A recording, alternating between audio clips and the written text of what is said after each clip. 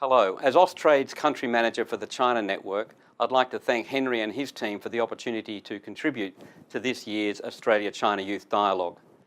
Henry has asked that I share some insights into the changes underway in China, particularly those which are likely to impact on our trade and investment and education relationship with China. At the beginning, let me be very upfront. Along the spectrum of boom-bust, bulls and bears, optimists and pessimists, I sit firmly and squarely in the camp of the optimists. I am unreservedly positive about the outlook for China's future growth and development. Does China face complex social and economic challenges? Of course it does. But is China in crisis? Emphatically no, it is not. Let me talk a little bit about China's growth drivers. And I think there are three growth drivers which provide a useful framework for explaining the important changes which are underway in China.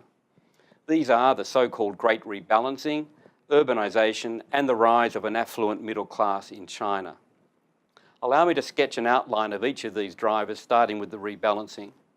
China simply can't continue to pour money into roads, rails, and port infrastructure. And that's why China's leadership is using the economic levers to wind back the rate of growth in fixed asset investment. But in doing so, they are taking great care to proceed at a pace which allows consumption to make a greater contribution to GDP growth.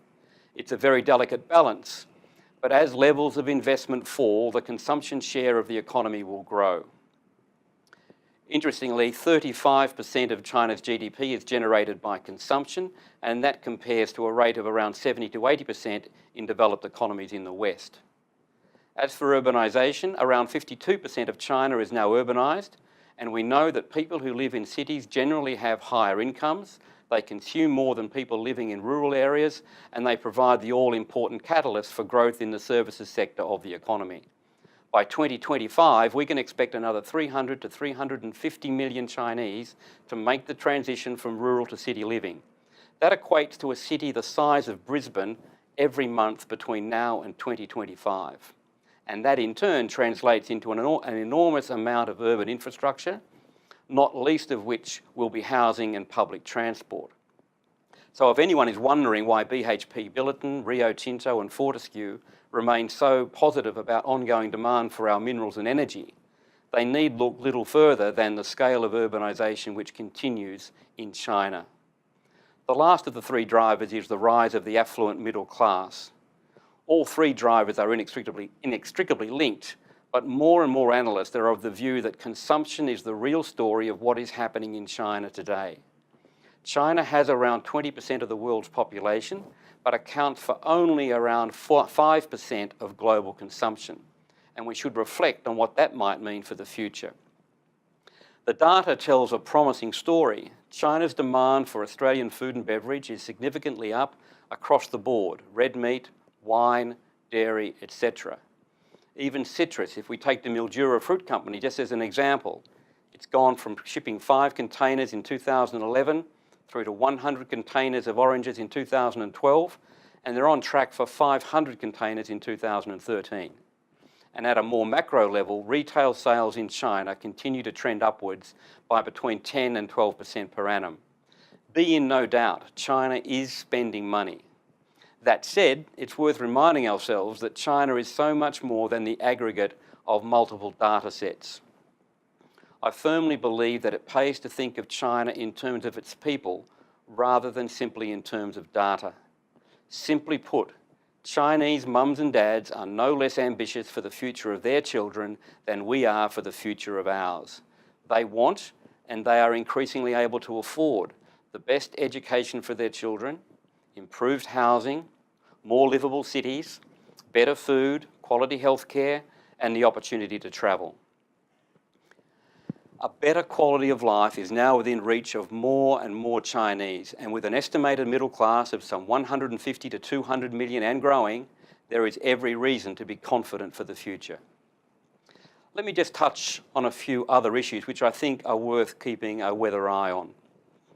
The first of these is hukou reform, the so-called urban rural registration system in China.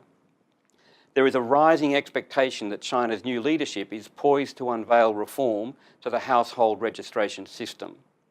China has over 230 million urban residents with no urban hukou, Reforms which would allow the non-hukou holders the right to settle in cities could inject powerful new impetus into China's growth by boosting incomes and boosting consumption.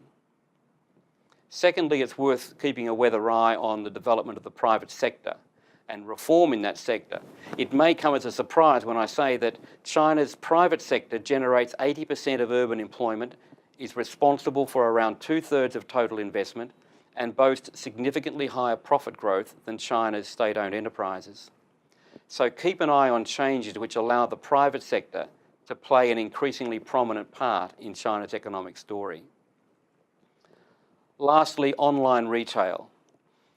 It's worth keeping a very close eye on the boom in online retail shopping in China.